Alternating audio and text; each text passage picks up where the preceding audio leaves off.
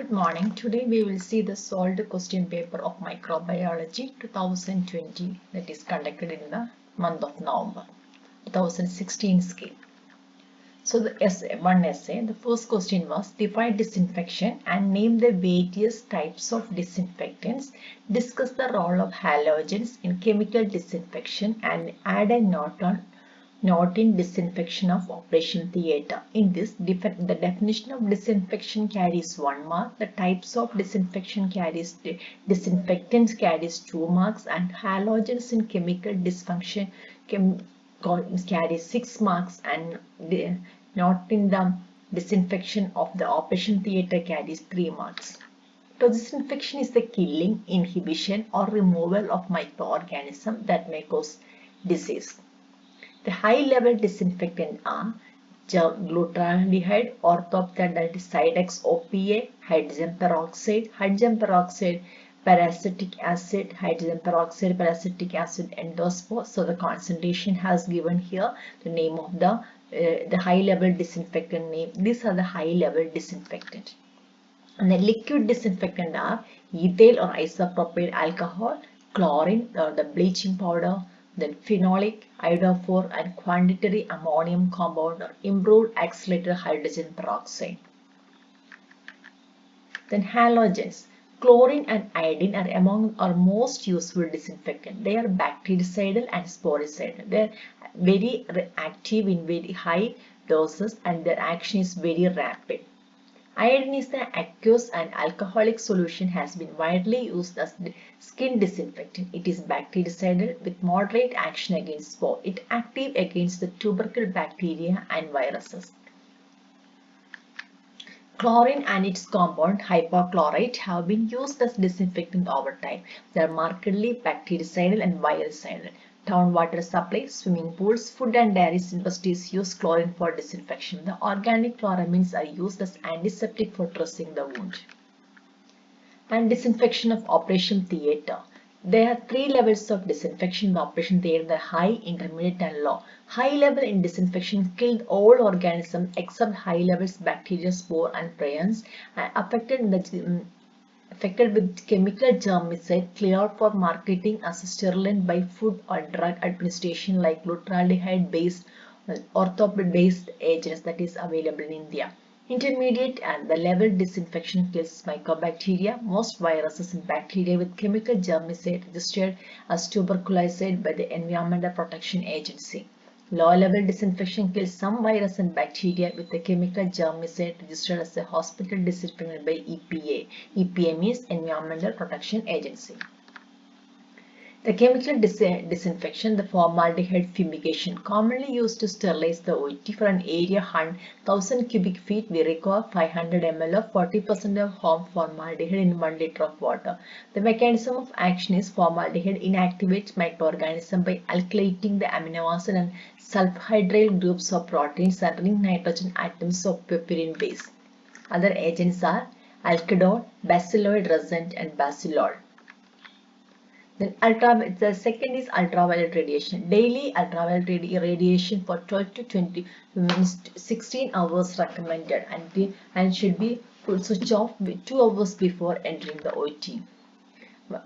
Microbiological monitoring of the operation theatre. The swabs are collected from various locations of operation theatre every 2 weeks and cultured in the blood agar. The areas to be swabbed include operation table at the head end, overhead lamp, floor walls, floor below the head end of the table, instrument trolley, AC duct, and microscope handles. The short essays. The first short essay is the discuss morphology, modes of transmission, laboratory diagnosis of hepatitis B virus. Hepatitis B is a 40 nanometer DNA virus with the outer envelope and inner nucleocapsid core 27 nanometer in diameter, enclosing the viral genome and DNA polymerase, which have a circular double-stranded DNA. The mode of transmission is HBV is a blood-borne virus and there are 3 important modes of transmission. They are parental transmission, prenatal transmission, and sexual transmission.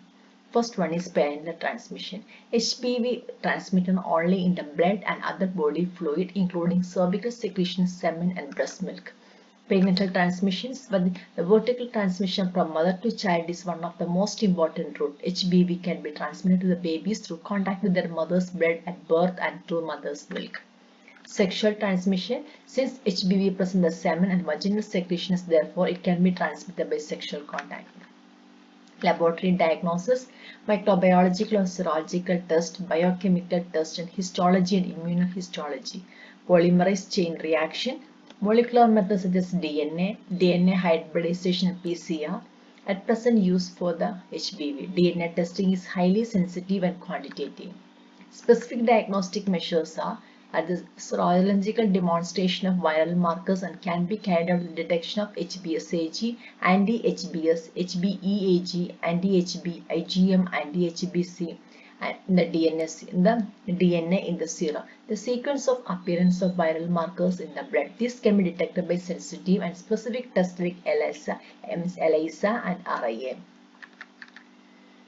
Describe the pathogenesis and laboratory diagnosis of pulmonary tuberculosis. Pathogenesis. The source of infection usually open case of pulmonary tuberculosis. The mode of infection is by direct inhalation of aerosolized bacilli containing droplet nuclei of expectorant sputum. The tubercle bacilli are acquired from the persons with active disease and who are excreting viable bacilli by means of coughing, sneezing, or talking. Airborne droplet nuclei containing bacteria 1 to 5 micrometer enter the respiratory tract of an exposed individual and are deposited in the lung alveoli. Infection also occurs infrequently by indigestion, for example through infected milk, and rarely by inoculation. The initial infection with Mycobacterium tuberculosis is referred as primary infection. Subsequent disease in a previously sensitized person, either from exogenous source or by reactivation of primary infection, is known as post-primary, that is secondary or reinfection. Tuberculosis is quite different from pathological features. The laboratory diagnosis are definitive diagnosis of tuberculosis based on microscopy, culture by transmitting infection of experimental animals and demonstrating hypersensitivity to tubercular protein and molecular diagnostic method. Specimens used as sputum. The most usual specimen diagnosed for pulmonary tuberculosis is sputum, which consists of pus and mucus secretions coughed up from the lung. Patient is instructed to cough up sputum into a clean, wide-mouthed container. Disposable wax cardboard containers are ideal. If the sputum is scanty, a 24-hour sample may be tested. 3 or more consecutive samples should be examined, collected first thing in the morning if possible. Sputum sampling on 3 days increases the chance of detection. Laryngeal swabs or bronchial washings. Laryngeal swabs or bronchial washings may be collected where the sputum is not available. Gastric lavage. Gastric lavage can be examined in small children who tend to swallow the sputum. Microscopy, direct or concentration of smears of sputum are examined. Smears should be prepared. The thick virulent part of the sputum. Smears are dried, heat, fixed and stained by Snelson's technique.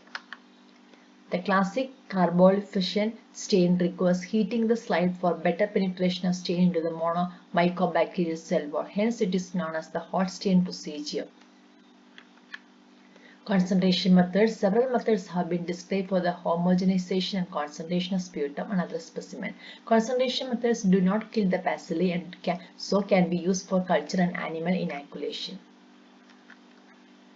Then culture, it is very sensitive diagnostic technique for tubercle bacilli detecting 100 as few as 10 to 100 bacilli per ml. A concentrated material is inoculated into at least 2 bottles of LGM medium. The direct drug sensitive test may also set up if the specimen is positive by microscopy.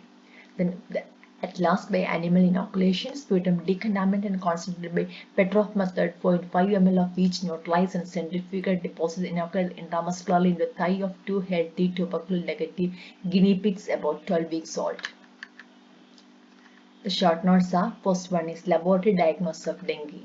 Specimen which we have for antibody detection, serum for isolation of virus, and the whole body, that is wash buffy called autopsy tissues and mosquitoes collected in nature.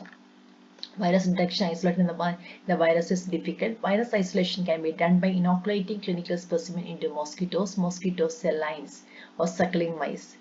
Further identification is done by using fluorescent antibody test. Live mosquito inoculation is the most sensitive technique for the isolation of virus.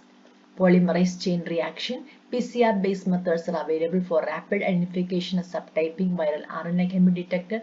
Clinical specimens reverse transcriptase polymerase chain reaction or RT-PCR by the viral genomic sequence also can be done. Serology demonstration of circulating IgM antibody provides early diagnosis as it appears within 2 to 5 days of onset of illness and persists on to 1 to 3 months. IgM. ELISA test offers reliable diagnosis. A strip immune chromatographic test for IgM is available for rapid diagnosis. Immunoprophylaxis of tetanus. First by active immunization. Tetanus can be best prevented by active immunization tetanus toxoid. Two preparations are available for active immunization. They are combined vaccine and monovalent vaccines. Then passive immunization. Passive immunity may be conferred by administration of antitoxin. Temporary protection against tetanus can be provided by injection of human tetanus hyperimmunoglobulin or TIG or ATS. An anti-tetanus serum or ATS from the hyperimmune horses was the preparation originally used. The dose employed was 1,500 international units subcutaneously or intramuscularly. Combined immunization. It consists of administering to non-immune persons ATS or HTIG at one site along with the first dose of course of active immunization with absorbed toxoid at the same time at another site, followed by a second and third dose of TT at appropriate intervals. The active immunization of course must be subsequently completed. The purpose of antitoxin is for immediate temporary protection and the purpose of toxoid is for long-lasting protection.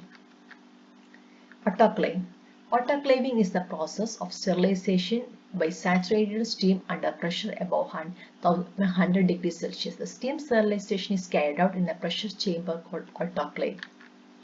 The principle of autoclave or steam sterilizer is that when water boils, when vapor pressure equals that of surrounding atmosphere, when the pressure inside a closed vessel increases, the temperature at which the water boils also increases. Saturated steam has penetrating power and better sterilizing agent than dry heat. Bacteria are intrinsically more susceptible to moist heat as bacterial protein coagulates rapidly and condensed water ensures moist conditions for killing microbes present.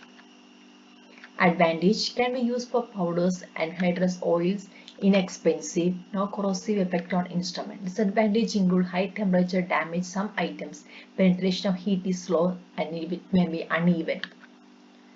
Enterobius vermicularis.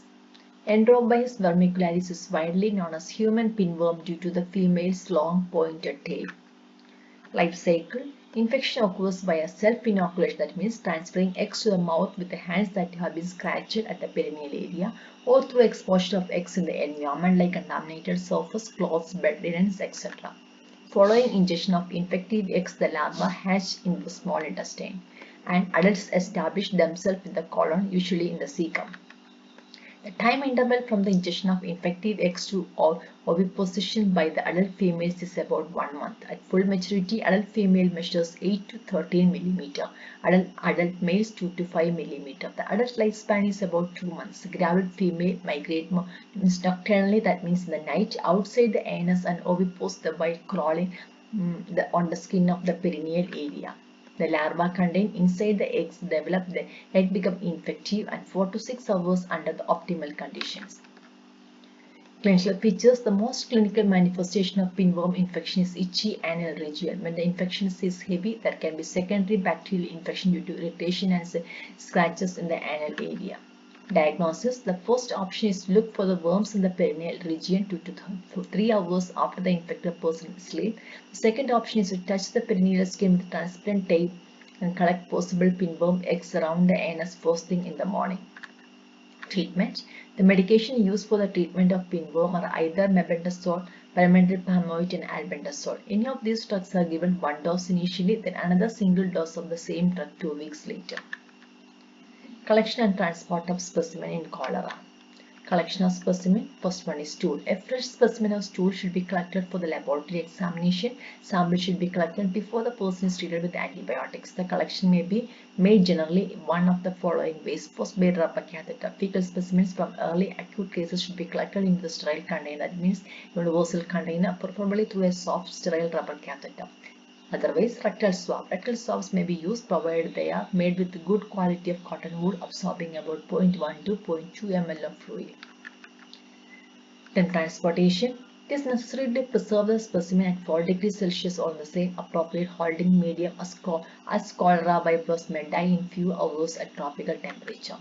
If possible, specimen should be processed without delay, but if there is any delay of more than 6 hours, then reaching the laboratory, pieces of rectal swab should be placed in a liquid alkaline transport medium suitable for preventing the overgrowth of browse by other organisms. 1 to 2 ml of feces may be added to 10 to 20 ml of transport medium. Stool samples may be preserved in the via fluid or Kerry-Blair medium for the long period. The specimen can reach the laboratory in few hours. It may be transported in an enrichment means as alkaline peptone, water or Monsource medium, thus saving the time required for isolation. VR medium can be used if larger stool specimen can be collected. If the specimen should be transported, alkaline peptone, water or Kerry-Blair medium if it is collected by a rectal swab. Strips of blotting paper may be soaked in the watery stool and sent to the laboratory packed plastic envelopes if transport media are not available. And the short notes are answered briefly. First one is hypersensitivity. Type 1 hypersensitivity. A type 1 hypersensitive reaction is induced by certain types of antigen referred to as allergens and has all hallmarks of the normal humoral response. Allergic reaction occurs when an individual who has perceived IgE antibody in response to an innocuous antigen subsequently encounters the same allergen. Type 1 or anaphylactic reactions occurs within 2 to 30 minutes after a person sensitive to an antigen is re-exposed to that antigen. Anaphylactic response can be either systemic reaction or localized reaction. The systemic reactions produce shock and breathing difficulties and are sometimes fatal. The localized reactions is chronic or recurrent, non-fatal, typically localized from the form called atopy. Second is Cryptococcus neoformans. The Cryptococcus neoformans encapsulated yeast and obligate aerobe that can live in both in plants and animals. Infection with Cryptococcus neoformans is termed as cryptococcosis. The most infection with the crypto occurs in the lungs. However, fungal meningitis and encephalitis, especially as a secondary infection for AIDS patients, are often caused by Cryptococcus neoformans, making it particularly dangerous fungus. Infections with this fungus are rare and those with fully functioning immune system. In human infections, it is spread by inhalation of aerosol basidospores and can be disseminated to central nervous system where it can cause meningoencephalitis. Cryptococcosis does not affect the central nervous system, can be treated with the fluconazole alone. Cryptococcal meningitis should be treated with 2 weeks with intravenous amphotericin and oral fluconazole if the patient is unable to swallow. This should be then followed by oral fluconazole 400 to 800 mg daily, then 10 weeks and then 200 mg daily for at least 1 year until the patient's CD4 count is above 200 cells per cubic. Then disposal of sharp. The sharp containing decontaminating unit or SDU for syringe and needles. It consists of blue or white granulous outer plastic puncture proof and inner container with handles. It filled with 1/3 with hypochlorite, 1% available chloride. Immediately after use, syringe with needle is filled in this disinfectant. Then it is dropped into SDU so that completely immersed in the disinfectant. After 30 minutes, the inner perforated container is lifted and the contents drained and put into a puncture-proof container for transferring the shredding machine. Differentiate between flagella and fimbria.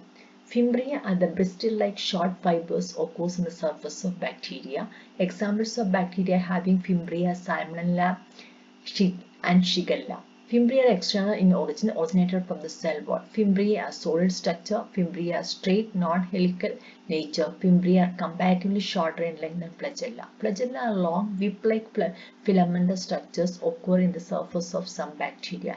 Examples are E. coli, Helicobacter pylori, Salmonella type. Flagella have interior in origin, originated from the cytoplasmic membrane. Pili are hollow tubular structures. Flagella are helical and non-straight in nature. Flagella are many times longer than the fimbria. T cell and B cell.